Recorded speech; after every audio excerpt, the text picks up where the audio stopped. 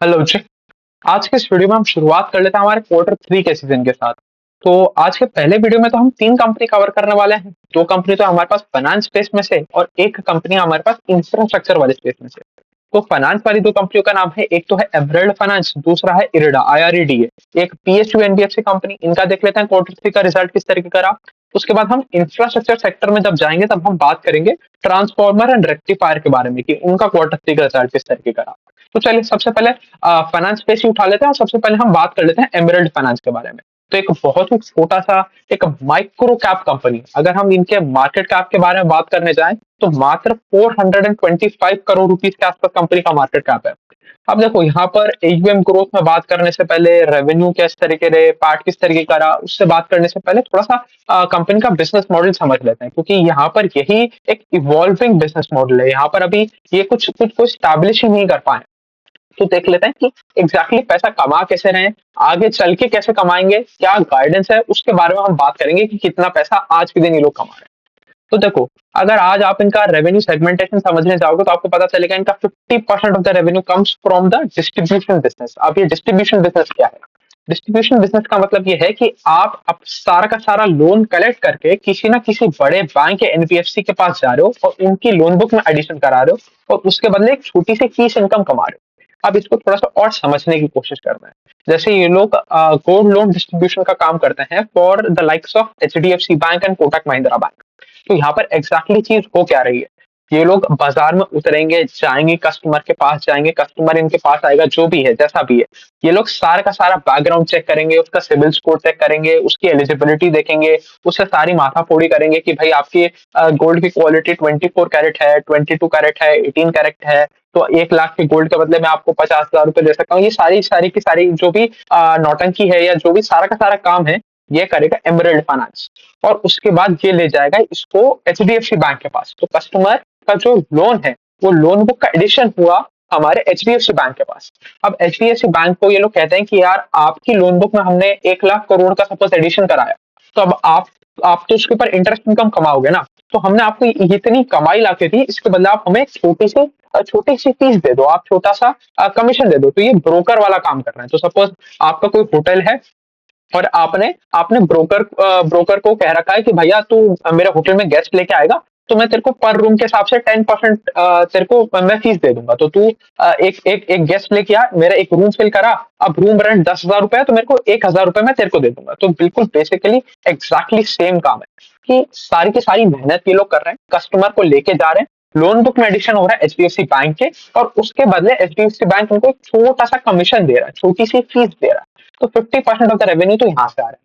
उसके अलावा 48% of the revenue इनका आ रहा है MSME लोन्स देके। तो इनका एक शुभ बैंक करके एक एंटिटी है, उसके थ्रू ये लोग loan against property, MSME loans और ये बहुत सारी तरीके के लोन्स कर रहे हैं। 48% आ रहा है वहां से। और उसके बाद जो इनका सबसे नया वेंचर है, या जो सबसे नया इनका बिजनेस मॉडल जो इवॉल्व हो रहा है और जिसको बहुत आगे तक स्केल करने की ये लोग कोशिश कर रहे हैं, वो है EWA कैटेगरी, तो अर्ली वेज एक्सेस प्रोग्राम। अब देखो, इस कंपनी की सारी कहानी इसी प्रोग्राम के अराउंड इवॉल्व कर रही है। अब देखो काम क्या है, ये थोड़ा समझने की कोशिश कर रहे हैं। आज तो सिर्फ 2% रेवेन्यू कंट्रीब्यूशन है, बट आगे चल के कंपनी ये गाइडेंस दे रहा है कि हम अपने पार्ट को, मतलब जो प्रॉफिट आफ्टर टैक्स है, प्रॉफिट्स को 8 to 10x कर देंगे विद इन नेक्स्ट 3 years। मतलब हर साल ये 110 to 120% के आसपास का ग्रोथ लेके आने का प्रॉमिस कर रहे हैं या गाइडेंस दे रहे हैं। तो वो किसके बलबूते पे है? ये EWA कैटेगरी के बलबूते है। तो अब ये क्या चीज है, इसको थोड़ा समझ लेते हैं। तो अर्ली वेज एक्सेस प्रोग्राम जैसे नाम से समझ में आ रहा है, ये आपको थोड़ी सी आपकी सैलरी जल्दी क्रेडिट कराने में मदद करता है। तो इनका बेसिक मॉडल क्या है कि भाई ये बड़ी बड़ी कंपनीज के पास जा रहे हैं। तो सपोज हम बात कर लें, सपोज ये TCS के पास गए, TCS के साथ इन्होंने टाइप किया कि भाई हम आपके एम्प्लॉयज को एक फैसिलिटी देना चाह रहे हैं कि भाई अगर आपके एम्प्लॉय की 1 लाख रुपए की सैलरी है, तो he is earning 1 lakh rupees every month, और उसको कोई भी ऐसी सिचुएशन आई, उसको कोई कैश क्रंच आ गया कि भाई वो 1 लाख रुपए उसने शुरुआत के 20 दिन में खर्च दिए, तो उसको फर्स्ट ऑफ जनवरी को उसको सैलरी रिसीव हुआ, 20th of January तक उसका पूरा का पूरा 1 लाख रुपया खत्म हो गया। तो अब उसको अगले 10 दिन चलाने के लिए भी तो पैसा चाहिए ना, उसके लिए अगले 10 दिन के भी तो खर्चे होंगे ना। तो उसके लिए वो किसी दूसरे वेंडर के पास जाए या कोई आलतू-फालतू कोई चाइनीज़ ऐप से लोन ले जो उसको 400% 500% एनुअलाइज़्ड रेट पे पर्सनल लोन दे। उसके बदले आप एक काम करो, आप हमारे थ्रू आपके एम्प्लॉइज़ को एक फैसिलिटी दो कि वो अपनी सैलरी का 40% तक का अमाउंट विथड्रॉ कर सकते हैं। तो देखो कैसे चल रहा है। एमरेल्ड फाइनेंस गया टीसीएस के पास कि आप अपने एम्प्लॉइज़ को ये वाली फैसिलिटी दे दो कि आपकी जो मंथली सैलरी है उसका 40% तक आप एमरेल्ड फाइनेंस के थ्रू ले सकते हो। तो एक चीज समझो, अब आप एक टीसीएस के एम्प्लॉय हो, आपकी एक लाख रुपए की तनख्वाह है, 20 तारीख तक आपने 1 लाख रुपए खर्च कर दिए। अब आपको सपोज 10,000 रुपए की और रिक्वायरमेंट है, तो आपके लिए जो अवेलेबल बैलेंस है दैट इज 40,000 रुपीज। 40,000 रुपीज में से 10,000 रुपीज आपने एमरल्ड फाइनेंस से ले लिए। तो अब एमरल्ड फाइनेंस कैसे कमा रहा है? एमरल्ड फाइनेंस उसके ऊपर एक छोटी सी प्रोसेसिंग फी लगाएगा। प्रोसेसिंग फी वो जनरली रहती है 2% के आसपास, 2 से 3% के आसपास रहती है। अगर उसको आप एनुअलाइज करने जाओगे तो रफली रफली 28 to 40% के आसपास का ये लोग इंटरेस्ट बना लेते हैं। तो ये बहुत बेहतरीन है। तो आपको 10,000 रुपए मिल गए। अब नेक्स्ट मंथ जब आपकी सैलरी क्रेडिट होगी तो अब आपके अकाउंट में सिर्फ 90,000 90,000 ही क्रेडिट होगा। 10,000 डायरेक्टली कंपनी भेज देगी एमरल्ड फाइनेंस के पास। तो एमरल्ड फाइनेंस ने एकदम नो रिस्क, जीरो रिस्क लेके 10,000 का लोन कर दिया और उसको कमाई मिल गई विद 40% के आसपास का इंटरेस्ट। तो एक बहुत बेहतरीन बिजनेस मॉडल बन के आता है जो अभी ऑन पेपर तो हमें दिख रहा है। और अगर हम बात करें, यहाँ पर थोड़ी सी चीजें हमें अलग तरीके से देखनी पड़ेंगी। जैसे हम बाकी कंपनियों में देखते हैं कि भाई एयूएम ग्रोथ कितना आ रहा है, कि भाई आपका 30% के आसपास का एयूएम ग्रोथ है, 40% के आसपास का एयूएम ग्रोथ है। एयूएम में कितना ग्रोथ लेके आ रहे हो? यहाँ पर तो आपको एयूएम ग्रोथ जीरो मिलेगा, कभी भी नहीं बढ़ सकता इनका एयूएम। क्यों नहीं बढ़ सकता, थोड़ा समझने की कोशिश करना है। यहाँ पर हर महीने, मतलब जो नेक्स्ट मंथ आएगा, जैसे ही आपका सैलरी रिलीज होगा, इनका एजीएम तो जीरो हो जाएगा, क्योंकि ये तो एक ही महीने का लोन दे रहे हैं। तो यहाँ पर एजीएम ग्रोथ हमें ट्रैक नहीं करना। हमें देखना है कि आप हर महीने कितने कितने का लोन दे पा रहे हो। कि जैसे अगर हम अभी बताएं, इनका करंट रन रेट चल रहा है 1.5 करोड़, 1.5 करोड़ रुपए के आसपास के लोग लोन कर रहे हैं एवरी मंथ।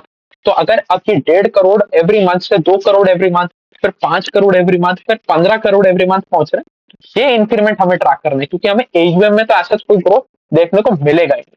तो ठीक है, हमने ये ईडब्ल्यूए का बिजनेस मॉडल भी समझ लिया। अब इनके लिए क्या क्या चीजें इनको करनी पड़ती हैं, क्या प्रॉब्लम्स आती हैं, उनके बारे में भी थोड़ी सी चीजें समझ लेते हैं। देखो, एक तो इनको ज्यादा से ज्यादा कंपनी टैप करनी पड़ेगी, क्योंकि आपको एम्प्लॉय बेस बढ़ाना पड़ेगा। तो जैसे मैनेजमेंट ने कॉन कॉल में बताया कि भाई अगर अगर एक एक कंपनी है जिसके पास 100 एम्प्लॉय हैं, तो 100 में से 15 एम्प्लॉय के आसपास हमारी ये वाली फैसिलिटी यूज करते हैं। तो ऑन रोलिंग कि भाई इस महीने किसी दूसरे 15 एम्प्लॉय ने ले लिया, फिर अगले महीने किसी दूसरे 15 एम्प्लॉय ने ले लिया, तो 15% के आसपास का इनका यूसेज रेट रहता है।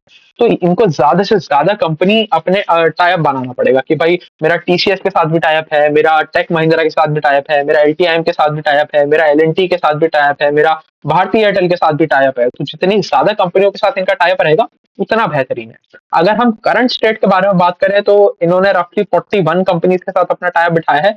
और एक यहाँ पर थोड़ा सा नेगेटिव पॉइंट क्या था कि इन्होंने लास्ट फोन कॉल तक बोला था कि हम FY25 एंड करेंगे विद पार्टनरशिप ऑफ 100 कंपनीज, और अब उसको रिवाइज कर दिया और नीचे की तरफ रिवाइज किया, आज आ गए ये लोग 60 कंपनीज के आसपास। तो ये थोड़ा सा प्रॉब्लमेटिक पार्ट था।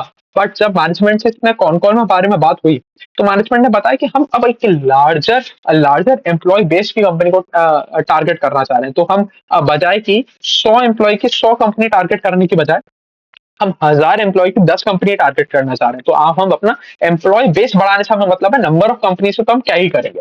तो ये एक अच्छी चीज तो हम मान सकते हैं। अभी अभी जैसे इन्होंने को लास्ट क्वार्टर में इन्होंने टाइप किया था चंडीगढ़ म्युनिसिपल कॉर्पोरेशन के साथ। तो उनके पास लगभग लगभग 3,000 एम्प्लॉयज थे और इनके लिए सबसे बड़ा टाइप था। आज तक कभी भी इनके पास इतना बड़ा कंपनी नहीं आया। तो सीधा सीधा ये लोग 3,000 एम्प्लॉयज तक पहुंच गए। और 3,000 एम्प्लॉयज में वही हम 15% के आसपास का जोड़ें कि भाई 15% एम्प्लॉय इनका इनका इनका सर्विस यूज करते हैं, जो इनसे लोन ले लेते हैं। तो मतलब सीधा सीधे इनको 450 एम्प्लॉयज का एडिशन मिल गया, मतलब इनकी लोन बुक में एडिशन मिल गया। तो एक बहुत ही अच्छी चीज है। अभी तक तो सारी चीजें ठीक ही चल रही है। अब देखो अब क्या करना है। आप कंपनी के थोड़े गाइडेंस के बारे में बात कर लेते हैं। तो कंपनी कह रही है कि भाई एक तो ये जो हम 1.5 करोड़ के रन रेट पे चल रहे हैं एवरी मंथ, इस 1.5 करोड़ के रन रेट को हम पहुंचाने वाले हैं 2 crore by the end of FY25। और जहां तक है ये हमारे जनवरी में ही पूरा हो जाना चाहिए वाला टारगेट। उसके बाद हम इसको पहुंचाना चाह रहे हैं 15 करोड़ तक by the end of FY26। तो ये एक तो इनका टारगेट ये है। उसके अलावा अगर हम बात करें 8 to 10x of PAT in next 3 years, एक दूसरा टारगेट इनका ये हो गया। उसके अलावा एक ये अभी प्योर एनबीएफसी वाला काम तो कर ही नहीं रहा है, तो एक प्योर एनबीएफसी वाला काम भी करने घुस रहे हैं। तो जो एम्प्लॉयज इनके पास आ रहे हैं, तो देखो ये बिल्कुल जीरो रिस्क मॉडल है। अगर आप इनका एनपीए भी देखने जाओगे ना, तो कोई एनपीए ही नहीं है। क्यों नहीं है एनपीए? क्योंकि यहाँ पर एम्प्लॉय की मर्जी पर नहीं है। जैसे अगर आज आप होम लोन ले रहे हो, तो होम लोन में आप डिफॉल्ट करोगे तो आप खुद अपनी मर्जी से डिफॉल्ट करोगे कि यार मेरे को नहीं भरनी इसकी ईएमआई इस महीने की, तो मैंने पैसा ही नहीं दिया। बट इनके केस में क्या है, इनके केस में एम्प्लॉय के पास वो पावर ही नहीं है कि भाई मेरे को इस बार ईएमआई भरना ही नहीं है। क्यों नहीं पावर है? क्योंकि जो कंपनी है डायरेक्टली वही एम्प्लॉय को जो सैलरी रिलीज करेगी, वो माइनस करके करेगी जो उसने लोन ले रखा है। तो सपोज आपका 1 लाख रुपए की आपकी सैलरी थी, 10,000 का आपने लोन लिया था, तो ऐसा नहीं है कि आप एमरल्ड फाइनेंस को 10,000 रुपए पे करोगे। आपके खाते में 90,000 रुपए आएंगे, 10,000 रुपए डायरेक्ट टीसीएस ही एमरल्ड फाइनेंस को भेज देगा। तो इसीलिए कि जीरो एनपीए कंपनी है, एक चीज ये भी समझ ली। उसके बाद प्रॉब्लम्स क्या आती है? प्रॉब्लम ये आती है कि भाई जो एचआर डिपार्टमेंट है, तो एचआर डिपार्टमेंट का काम ज्यादा बढ़ रहा है, क्योंकि उसको पता करना पड़ेगा कि यार इस एम्प्लॉय ने लोन ले लिया, तो अब इसका 10,000 उधर बेचना है, 90,000 उधर बेचना है। पहले सीधा सीधा 1 लाख जा रहा था। तो ये एचआर डिपार्टमेंट थोड़ा सा ज्यादा हेजिटेंट होता है इनको ऑनबोर्ड करना में, क्योंकि उनका काम बढ़ रहा है, उनका वर्कलोड बढ़ रहा है, तो इनको ये प्रॉब्लम आती है। ये चीज तो हमने देख ली। तो चलिए ये सारी चीजें हो गई। अब अगर हम अब थोड़ा सा और बात कर लें, तो इनका ये जो पर्सनल फाइनेंस वाला जो जो सेगमेंट है, जब वो चालू होगा Q1 ऑफ FY26 में, तब हमें देखना पड़ेगा कि ये अपने एनपीएस को किस तरीके से मैनेज करेंगे, क्योंकि वहां पर हमें एनपीए आना शुरू होंगे। तो देखो क्या है, जब जब आपका एम्प्लॉय के साथ नहीं, डायरेक्ट एम्प्लॉयर के साथ नहीं, एम्प्लॉय के साथ टाइप बैठेगा, तब हमें समझ में आएगा कि भाई आप कितने कंजर्वेटिव लेंडर हो, आप कितना अच्छे से अपनी एसेट क्वालिटी को मैनेज कर पा रहे हो। बट वो एक इनके लिए नेक्स्ट लेग ऑफ ग्रोथ भी अनलॉक करेगा, क्योंकि अभी तो एक बहुत ही स्मॉल टिकट साइज लोन इनका, अगर मैं बात करूं 18-20 हजार रुपए के आसपास का इनका टिकट साइज का लोन बैठता है। तो उसी के आसपास ये लोग घूम रहे हैं। बट जैसे ये लोग पर्सनल लोन वाले सेगमेंट में उतरेंगे, ये लोग ज्यादा इंटरेस्ट इनकम भी कमा पाएंगे, ये लोग ज्यादा टेन्योर का भी लोन दे पाएंगे कि भाई मैंने एक एम्प्लॉय को 3 महीने, 6 महीने, 1 साल का मैंने उसको पर्सनल लोन दे दिया, तो इनके लिए ठीक है भाई। अभी तो सारे प्रोस्पेक्ट्स ठीक लग रहे हैं, कंपनी सारा का सारा काम भी ठीक कर रही है, कंपनी ने जो बोला उसके ऊपर डिलीवर भी कर रही है। अब चलिए, अब हम फाइनली नंबर्स देख लेते हैं। अगर हम देखने जाएं, कंपनी का रेवेन्यू बढ़ा by 67% over Y Y level. और अगर हम पैट के बारे में बात करें, तो कंपनी की पैट में ग्रोथ आया 108% का ओवर वाई वाई लेवल। तो जबरदस्त ग्रोथ कर रहा है कंपनी, बहुत बेहतरीन काम कर रहा है। तो यहाँ तक तो सारी चीजें अभी तक तो हमें ठीक ही दिख रही हैं। बट हमें वही चीजें ट्रैक करनी है कि भाई को बहुत बहुत ज्यादा ही हम इसके ऊपर ज्यादा डिपेंडेंट ना हो जाए।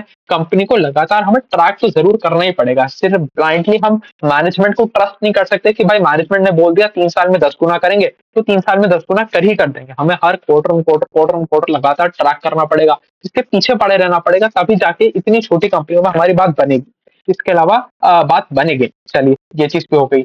अब आ जाता है हमारी दूसरी कंपनी के ऊपर। अच्छा, उससे पहले एमरल्ड फाइनेंस की अगर हम थोड़ा सा प्राइस टू बुक के बारे में बात करें, तो 7 टाइम्स प्राइस टू बुक पे आज ये ट्रेड कर रहा है। अब देखने को तो आप देखोगे तो बहुत एक्सपेंसिव वैल्यूएशन लगेगा। बट एक चीज समझने की है कि यहाँ पर कंपनी जो गाइडेंस दे रही है, अगर उस पर डिलीवर करके जाती है, तो आपको पता चलेगा कुछ एक्सपेंसिव है ही नहीं। अगर आज हम देखें 55 के पी पे ये लोग ट्रेड कर रहे हैं। तो सपोज आप आज के आज जाते हो एमरल्ड फाइनेंस का स्टॉक खरीद लेते हो। हम एग्जांपल लेके चल रहे हैं कि आज आप गए, आपने एमरल्ड फाइनेंस का स्टॉक खरीद लिया, तो यहाँ पर क्या होगा, आप अपना प्राइस को लॉक कर लोगे। और पी रेशो क्या है? Price divided by earnings. और ये अपनी अर्निंग्स को 10 गुना करने की बात कर रहे हैं। तो अगर आप लगातार ट्रैक करते गए, आप चीजों को समझते गए, कंपनी ने लगातार उसी हिसाब से अपने रिजल्ट्स को डिलीवर करते गए, और 3 साल बाद इन्होंने अपना जो 10 गुने का टारगेट था वो अचीव कर लिया, तो एंड ऑफ द डे आपको क्या पता चलेगा कि आपने एक ऐसा कंपनी ले लिया था जिसने 3 साल में अपने अपने पार्ट को 10 गुना किया। उसने 100% से ज्यादा का सीएजीआर किया, और वो आपको मिला 5 के पी पे। तो फॉरवर्ड अर्निंग्स में आप देखोगे तो बहुत सस्ता लगेगा ये स्टॉक। इस चीज के बारे में हमें ध्यान रखने की जरूरत है। बट बात वही है कि इतना छोटा सा कंपनी है, इवॉल्विंग बिजनेस मॉडल है, स्टेबिलिटी थोड़ी सी कम है, तो ये सारे रिस्क भी आ जाते हैं, इसी के साथ हमें चलना पड़ेगा। अब चलिए आ जाता है हमारी दूसरी कंपनी के ऊपर। दूसरी कंपनी का नाम है इरिडा, जो हमारा पीएसयू ऑर्गेनाइजेशन है और रिन्यूएबल एनर्जी में ज्यादा लेंडिंग करता है। तो इनके बारे में देख लेते हैं। अगर हम इनके मार्केट कैप के साथ शुरुआत करें तो 58,000 करोड़ रुपीज के आसपास इनका मार्केट कैप है। अब देखो यहाँ पर हम देखेंगे वो सारी की सारी चीजें कि भाई लोन बुक में ग्रोथ कितना आया, एजीएम में ग्रोथ कितना आया, आपका डिस्बर्समेंट में ग्रोथ कितना आया, तो उन सारी चीजों से शुरुआत कर लेते हैं। अगर हम देखने जाएं तो कंपनी का एजीएम बढ़ा by 36% over Y Y level, disbursement बढ़ा 25% ओवर वाई वाई लेवल, और अगर हम एजीएम ग्रोथ के बारे में बात करें तो 7% के आसपास का क्वार्टर ऑन क्वार्टर लेवल पे भी ग्रोथ हमें देखने को मिला। तो अभी तक तो सारी चीजें ठीक ही लग रही है, बट यहाँ पर काफी सारे प्रॉब्लम्स भी हमें देखने को मिलेंगे। पहले समझ लेते हैं कि ये कौन से सेगमेंट में काम कर रही है, कौन सी इंडस्ट्री में काम कर रहे हैं, एग्जैक्टली ये लोग कर क्या रहे हैं, उसके बारे में थोड़ी सी बात कर लेते हैं। तो ये लोग एक सरकारी कंपनी है जो सरकारी कंपनियों को ही लैंड करने का काम करती है। तो अगर ऐसा मान लें कि भाई सरकार ने एक कंपनी बना रखी है जो लैंडिंग करती है सरकार की दूसरी कंपनियों को जो रिन्यूएबल एनर्जी के स्पेस में काम कर रहे हैं। तो अगर आज गवर्नमेंट को कोई भी सोलर पावर प्लांट बैठाना है, कि सपोज उनको जैसा अभी गुजरात में एक नया सोलर पावर प्लांट बैठाना है, तो उसके लिए फंडिंग कहाँ से मिलेगी? उसके लिए फंडिंग इरिडा देगा उनको। अगर कोई भी सपोज इलेक्ट्रिक ईवी के चार्जिंग स्टेशन बनाना है, तो ऑल ओवर इंडिया वो चार्जिंग स्टेशन बनेंगे, उसके लिए फंडिंग कौन करेगा? इरिडा करेगा। इनको बैटरी मैनेजमेंट सिस्टम बनाना है, इसके लिए फंडिंग यहाँ से आएगी। इनको हाइड्रो प्लांट बनाना है, उसके लिए यहाँ से इन्वेस्टमेंट आएंगे। उनको विंड फार्म बनाना है तो उनके लिए यहाँ से इन्वेस्टमेंट आएंगे। तो अगर सरकार कोई भी ऐसा काम कर रही है जिसका रिलेशन इलेक्ट्रिसिटी से है और रिन्यूएबल से है, तो उसके लिए फंडिंग प्रोवाइड करने का काम इरिडा करता है। इतनी चीज हमें समझ में आ गई। तो अब देखो यहाँ पर दो तीन प्रॉब्लम्स हैं। यहाँ पर अगर आप एक सरकारी कंपनी हो तो आपके लिए फायदा क्या है कि भाई आपका कॉस्ट ऑफ बोरिंग काफी लो रहेगा, वो यहाँ पर हमें देखने को भी मिलता है। बट दूसरी साइड प्रॉब्लम क्या है कि अगर आपका कॉस्ट ऑफ बोरिंग लो है तो जो आपकी यील्ड है वो भी कम है। आप ऐसा नहीं है कि सामने वाली कंपनी को 15, 16, 17%, 20% पे चार्ज कर पा रहे हो, आपके लिए वो भी कैप्ड है। तो आपका जो जो स्प्रेड है वो स्प्रेड मोरलेस कैप में रहता है। आप कोई बहुत ज्यादा गति से अपना स्प्रेड को बढ़ा भी नहीं सकते कि भाई आपका स्प्रेड लगातार बढ़ते बढ़ते साल भर में 7-8% से 10-12% तक पहुंच गया। वहीं आपका स्प्रेड कंप्रेस भी बहुत ज्यादा नहीं होगा क्योंकि आपके पास एक अच्छा फंडिंग है और दूसरे एंड पे आपकी यील्ड कैप्ड है। तो आप जितना पैसा बनाओगे that is always remain constant. तो आप सिर्फ एक ही तरीके से ग्रोथ लेके आ सकते हो, दैट इज आपका एजीएम ग्रोथ लेके आ सकते हो। उसके बाद जो सेकंड प्रॉब्लम आती है, जिस फेस के लिए ये लोग लैंडिंग कर रहे हैं, तो सपोज आज इनका यील्ड 10% के आसपास का है, तो अगर कोई भी सपोज इनको राजस्थान में एक सोलर पावर प्लांट बिठाना है, तो राजस्थान में सोलर पावर प्लांट बिठाने के लिए इन्होंने इरिडा से पैसा मांगा, इरिडा ने पैसा दे दिया बट 10% का इंटरेस्ट रेट चार्ज किया। तो अगर वो पावर प्लांट को सक्सेसफुल होना है तो उसको 10% से तो ज्यादा पैसा कमाना पड़ेगा ना, तभी तो वो रिटर्न कर पाएगा। तो जैसे अगर हम देखें कि आपने कोई भी कमर्शियल रियल एस्टेट खरीदा, और कमर्शियल रियल एस्टेट खरीदा आपने बैंक फंडिंग के साथ, तो बैंक ने आपको 8-9% के इंटरेस्ट रेट पे पैसा दिया, तो आपको 8-9% से तो ज्यादा पैसा बनाना पड़ेगा ना, तभी तो आप बैंक को रिटर्न कर पाओगे। अगर आपकी जो ईएमआई का बर्डन है वो आपकी कमाई के बर्डन से ज्यादा हो गया तो फिर आप कमाओगे कैसे? आप उसको रीपेमेंट कैसे करोगे? कि भाई आपकी 10,000 की ईएमआई आ रही है बट जो आप उस प्रॉपर्टी से कमा रहे हो वो 5,000 ही कमा रहे हो, तो फिर आप उसको रीपे कैसे करोगे? वो प्रॉब्लम हो जाएगी। तो इसीलिए यहाँ पर थोड़ी सी ज्यादा इंस्टेबिलिटी है, थोड़ी सी सिक्योरिटी कम है कि भाई वो जो पावर प्लांट को आपने पैसा तो आज दे दिया बट वो रीपे कैसे करेंगे? क्या वो 10% से ज्यादा का यील्ड बना पाएंगे? क्या वो 10% से ज्यादा का इंटरेस्ट निकाल पाएंगे अपने प्रोजेक्ट से? तो इस चीज के ऊपर हमें थोड़ा सा ध्यान देने की जरूरत है। चलिए अब आगे थोड़ी सी बात कर लेते हैं। अगर हम इनका थोड़ा सा सेगमेंटेशन समझने जाए तो 46% इनका जो जो भी लेंडिंग है वो होती है सोलर प्लांट्स के लिए, 23% विंड फार्म्स के लिए, 25% हाइड्रो पावर प्लांट्स के लिए, और जो 11% बचा हुआ है वो आता है हमारा बायो एनर्जी प्लांट्स के लिए, कि भाई बायोफ्यूल के लिए वहां पर इनका लेंडिंग होता है। तो ये चीज भी हमने समझ ली।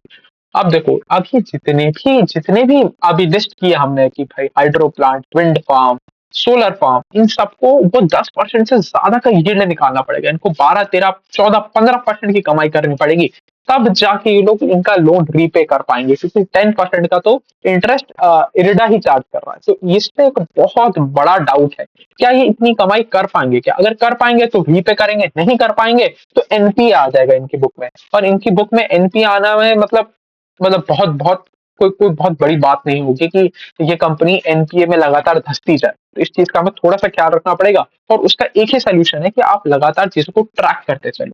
उसके अलावा इनके यहाँ पर सेकंड प्रॉब्लम क्या आ रही है कि ये लोग बहुत ज्यादा लेवरेज्ड हो चुके हैं। देखो, हर फाइनेंशियल इंस्टीट्यूशन लेवरेज होता ही है, हर फाइनेंशियल इंस्टीट्यूशन की जान होती है लेवरेज। बिना लेवरेज किए तो आप फाइनेंशियल इंस्टीट्यूशन चला नहीं सकते। बट कितना लेवरेज कर सकते हो उसकी भी एक लिमिट होती है। तो अगर हम एक एनबीएफसी के बारे में बात करें तो जनरली सेवन टाइम्स के आसपास ही ये लोग जा पाते हैं। अगर हम करंटली देखें, करंटली इरेडा का जो लेवरेज रेशो है वो ऑलरेडी 6 टाइम्स के आसपास पहुंच चुका है। तो इनको फर्दर ग्रोथ करने के लिए या तो अपना इक्विटी डाइल्यूशन करना पड़ेगा, ये बाहर से फंडिंग उठानी ही उठानी पड़ेगी। अब इनके पास पैसा बचा नहीं है, ऑलरेडी फुल्ली लेवरेज हो चुके हैं। तो जो ये 36% के आसपास का ग्रोथ लेके आ रहे हैं, या तो ये स्लो डाउन होगा, नहीं तो इनको इक्विटी डाइल्यूशन करना पड़ेगा। इस चीज के बारे में हमें थोड़ा सा ख्याल रखना पड़ेगा, क्योंकि 36% का ग्रोथ अब सस्टेनेबल थोड़ा सा कम लग रहा है, क्योंकि आपके पास पैसा ही नहीं बचा। तो या तो आप इक्विटी डाइल्यूट करो, बाहर से पैसा अंदर लेके आओ, तब आप इस ग्रोथ को कंटिन्यू कर सकते हो। और यहाँ पर प्रॉब्लम क्या हो रही है, आप एकदम प्रीमियम वैल्यूएशन पे भी ट्रेड कर रहे हो। आज भी आप देखोगे इरेडा काफी महंगा बिक रहा है। अब इस एक्सपेंसिव वैल्यूएशन पर अगर आप ग्रोथ नीचे लेके आए तो आपकी बैंड बजा दी जाएगी। सेकंड चीज, अगर आपने यहाँ पर इक्विटी डाइल्यूशन किया तो उसके बाद आप कितना लंबा सस्टेन कर पाओगे ग्रोथ को, कि जब तक आपका एनपीए ना आ जाए। तो इनको बहुत सारी प्रॉब्लम्स के साथ फेस करना पड़ रहा है। तो चलिए, ये चीज तो हमने देख ली। अब थोड़ा सा इनके नंबर्स के ऊपर बात कर लेते हैं। अगर हम देखने जाए तो कंपनी का जो रेवेन्यू है, रेवेन्यू बढ़ा बाय 36% ओवर वाई लेवल, और पैट में ग्रोथ आया 27% ओवर वाई लेवल का। तो देखो, यहाँ पर भी ऑपरेटिंग लेवरेज हमें नहीं भी देखने को मिल रहा है, और इसके बारे में हम चर्चा भी करेंगे कि ये क्या हो रहा है। यहाँ पर थोड़ी सी बात भी करनी पड़ेगी।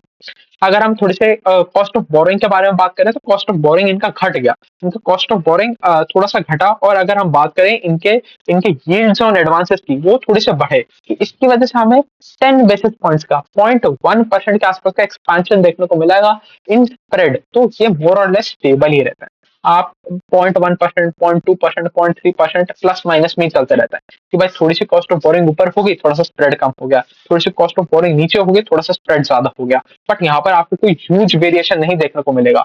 इसीलिए ये कंपनी प्रोटेक्टेड है, क्योंकि सरकारी कंपनी है, सरकार से ही पैसा ले रही है। तो कॉस्ट वाली साइड से भी प्रोटेक्टेड है, बट यील्ड वाली साइड से भी कैप्ड है। तो आप ज्यादा पैसा बना नहीं सकते यहाँ पर। इस चीज का हमें ख्याल रखना है।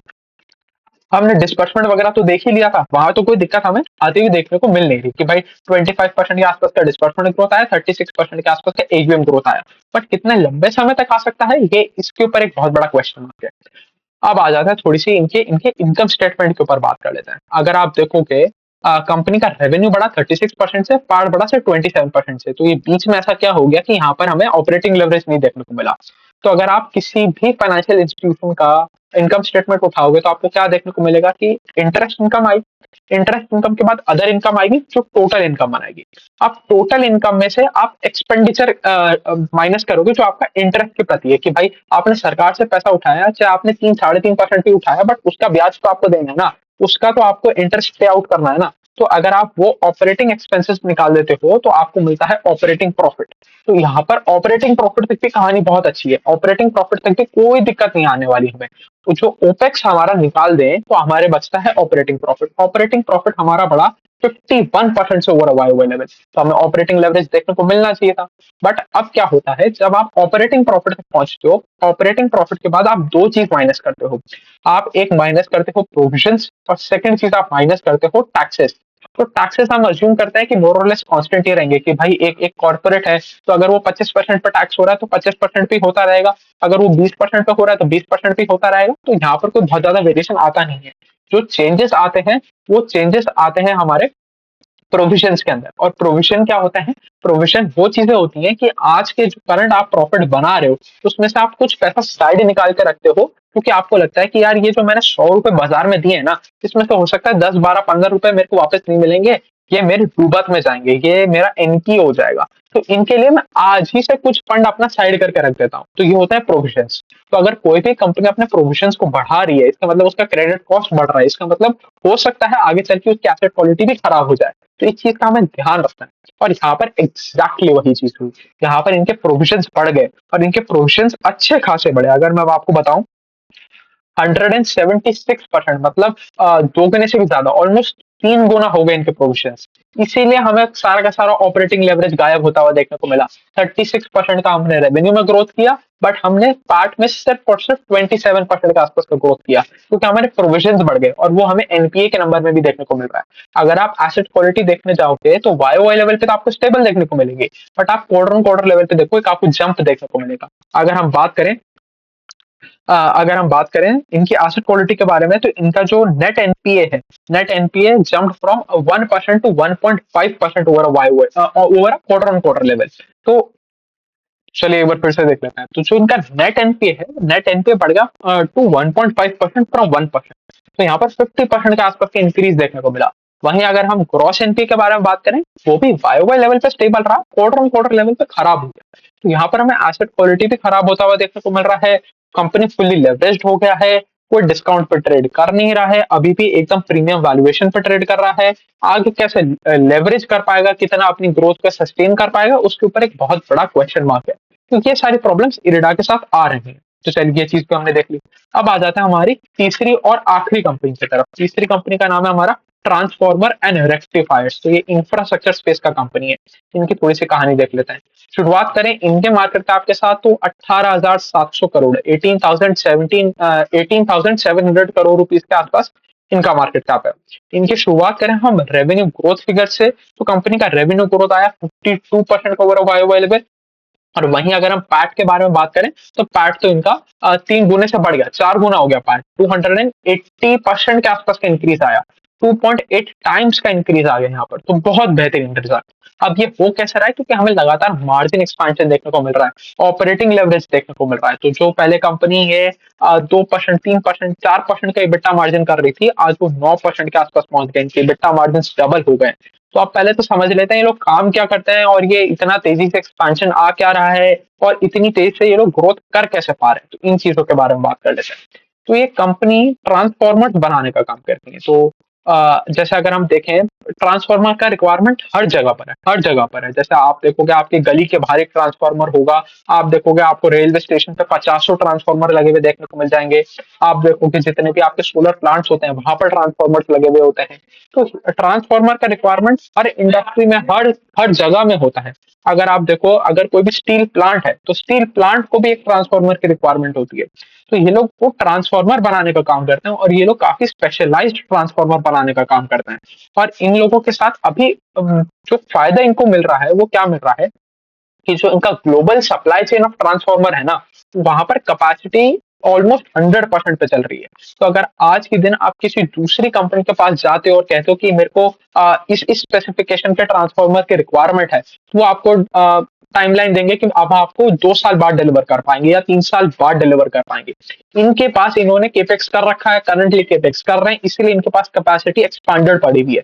तो इसलिए ये लोग थोड़ा सा ज्यादा प्रीमियम चार्ज करते हैं और कहते हैं कि देखो, स्पेशलाइज्ड ट्रांसफार्मर बनाने में हमारी एक्सपर्टीज है, हम आपको अगले महीने या 2 महीने, 3 महीने बाद, जितना भी टाइम रिक्वायर्ड है, हम आपको उनसे तेज, मतलब 3 साल नहीं लगाएंगे, हम 3-4 महीने में ही आपको बना के ट्रांसफार्मर दे देंगे। बट इसके लिए आपको एक प्रीमियम प्राइस पे करना पड़ेगा। तो जो एंड कंज्यूमर है वो प्रीमियम प्राइस पे करने के लिए तैयार है, क्योंकि उसको पता है कि यार अगर मैं इनसे ट्रांसफार्मर नहीं लूंगा, तो मेरी जो फैक्ट्री है, जो मेरा स्टील का प्लांट है, वो बंद पड़ा रहेगा, तो मैं प्रोडक्शन ही नहीं कर पाऊंगा। तो इसलिए यहाँ पर इनको थोड़ा सा और मार्जिन एक्सपेंशन देखने को मिल रहा है। तो अभी तक तो चीजें इनके फेवर में जा रही है। इनका भी बहुत तगड़ा गाइडेंस है, उसके बारे में बात करेंगे। बट इसमें थोड़ा समझते हैं कि ये एक ऑर्डर बुक डिपेंडेंट कंपनी है। यहाँ पर ऐसा नहीं है कि कोई B2C ब्रांड तो है नहीं, ये B2B कंपनी है। तो ये कंपनी किसी दूसरी कंपनी को अपना प्रोडक्ट बेच रही है।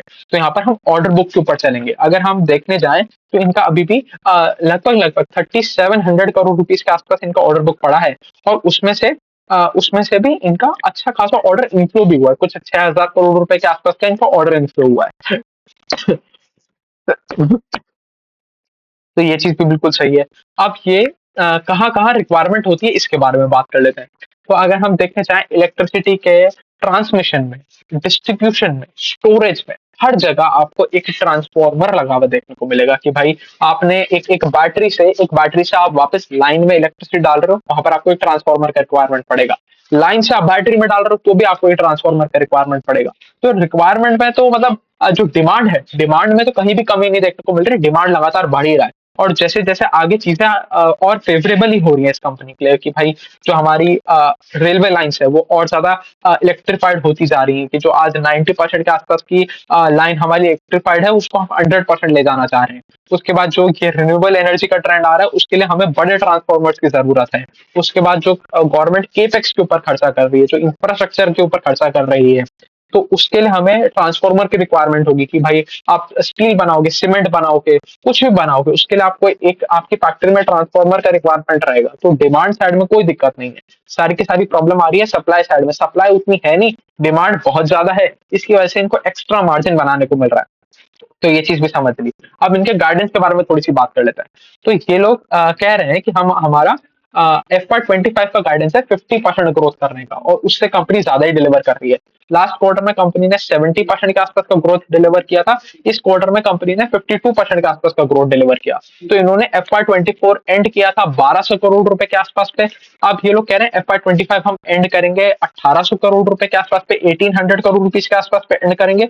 FY26 ये लोग एंड करेंगे 3500 करोड़ रुपीस के आसपास पे, और FY28 तक ये लोग कह रहे हैं कि हम $1 बिलियन के आसपास का रेवेन्यू क्लॉक कर देंगे। मतलब 8000 करोड़ रुपए के आसपास का ये लोग रेवेन्यू करने वाले हैं। 8 से 9000 करोड़ रुपए के आसपास का ये लोग रेवेन्यू करने वाले हैं। तो मोटा मोटी अगर हम देखने जाए तो कंपनी कह रही है कि हम अपनी सेल को 7 गुना कर देंगे इन नेक्स्ट 3 इयर्स।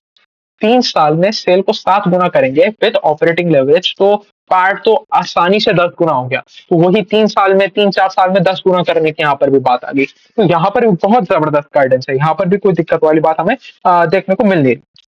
अच्छा जी, अब इनको कहाँ कहाँ पर प्रॉब्लम आ रही है उसके बारे में थोड़ी सी बात कर लेते हैं।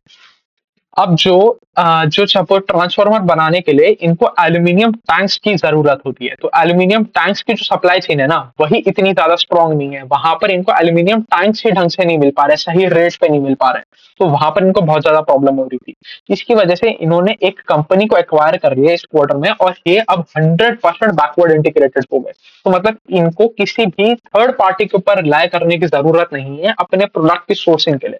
तो इनको ट्रांसफार्मर बनाने के लिए जिस भी चीज की रिक्वायरमेंट है वो सारी की सारी इनके पास इन हाउस पड़ी है। ये रॉ मटेरियल उठाएंगे और सारा का सारा प्रोडक्शन अपनी फैक्ट्री में करेंगे और ट्रांसफार्मर रेडी करके बेच देंगे। केपेक्स कर रहे हैं, अच्छा गाइडेंस है, अच्छी डिलीवरी है। तो यहाँ तो सारी चीजें अभी हाल फिलहाल तो ठीक ही चल रही है। अब थोड़े से वैल्यूएशन के ऊपर बात कर लेते हैं। और आप देखने जाओगे इनका 150 के आसपास का पी है, मोर देन 100 का पी कंपनी ये ट्रेड कर रही है। तो इंफ्रास्ट्रक्चर कंपनी के हिसाब से तो बहुत ही महंगा पी हो गया।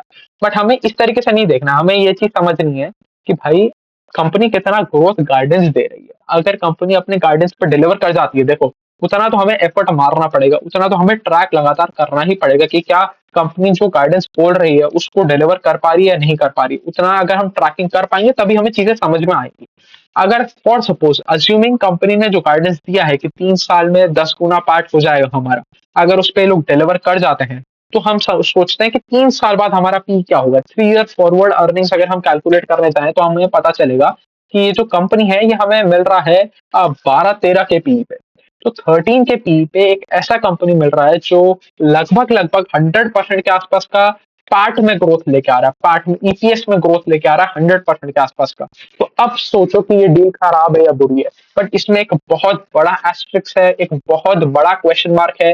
क्या ये कंपनी इतना डिलीवर कर पाएगी? कंपनी ने आज बोल दिया, देखो बोलना बहुत आसान है, मैनेजमेंट को आना है, मैनेजमेंट को कह देना है कि भाई हम 3 साल में 10 गुना कर देंगे, बट उसको डिलीवर करना बहुत मुश्किल बात है। तो एज इन्वेस्टर हमें क्या करना चाहिए? हमें ज्यादा पी रेशो को तवज्जो नहीं देना चाहिए, हमें जो मैनेजमेंट कह रहा है उसको थोड़ा सा सुनना चाहिए, हमें समझना चाहिए। अगर हमें फिर प्रोस्पेक्ट्स ठीक लग रहे हैं, बिजनेस मॉडल ठीक लग रहा है, हमें चीजें समझ में आ रही है, तो हमें कंपनी के साथ ग्रो करना चाहिए कि भाई आप एक छोटा सा पोजीशन उसमें बनाओ, उसमें फिर समझो कि भाई चलो अब नेक्स्ट क्वार्टर हम Q4 ट्रैक करेंगे। Q4 में भी कंपनी ने 50-60% के आसपास का टॉप लाइन और 100% से ज्यादा का बॉटम लाइन में ग्रोथ दिखा दिया, इसका मतलब कंपनी ऑन ट्रैक है। तो वो हम 2-4-5% की पोजीशन को 8-9%, 10% की पोजीशन बढ़ाएंगे। इसलिए हम धीरे धीरे इंक्रीमेंटली इंक्रीमेंटली पोजीशन बढ़ाते जाएंगे। इस चीज को हमें समझ के चलना है, क्योंकि अगर कंपनी का सिर्फ और सिर्फ पी रेशो करेक्ट मेट्रिक होता तो कोई कोई बात बनती नहीं है उससे कि एक वैल्यूएशन निकालने के लिए पी रेशो कभी भी करेक्ट मल्टीपल ही नहीं। जो भी कंपनी ग्रोथ दिखाएगा उसका पी ज्यादा होगा ही होगा। हमें ये कैलकुलेट करना है कि एक्चुअली हमें कितने पी पे मिल रहा है, क्या 1 ईयर फॉरवर्ड अर्निंग्स क्या है, 3 ईयर फॉरवर्ड अर्निंग्स क्या है, और अपना दिमाग नहीं लगाना, जो मैनेजमेंट कह रहा है उसके हिसाब से कैलकुलेशन करना है। तो जो मैनेजमेंट ने कहा हमने उसके हिसाब से देखा, तो अगर 3 साल में लोग 10 गुना करते हैं तो ये 15-16 के पी पे बिकने वाला कंपनी हो जाएगा, with a growth of more than 100% in the bottom line in the part. उस हिसाब से बहुत सस्ता लग रहा है। आज आप स्क्रीनर खोल के देखो, क्या आपको बहुत महंगा लगेगा। अब ये जो बहुत सस्ते से बहुत महंगे के बीच का डिफरेंस है, ये कैसे पूरा होगा? ये ट्रैकिंग से ही पूरा होगा। जितना ज्यादा ट्रैक करते जाओगे, जितना ज्यादा बिजनेस को समझते जाओगे, उतना ज्यादा आपके लिए चीजें ग्रास्प करना और ज्यादा आसान होता जाएगा। तो चलिए, मोटा मोटी यही थी कहानी। 3 कंपनी हमने कवर कर ली। शाम वाले वीडियो में भी हम 3 कंपनी कवर करने वाले हैं। 2 तो आईटी कंपनी है और एक और शायद हमारे फाइनेंस स्पेस का कंपनी है, उसको भी हम कवर कर लेंगे। अभी के लिए तय करते हैं। Thank you.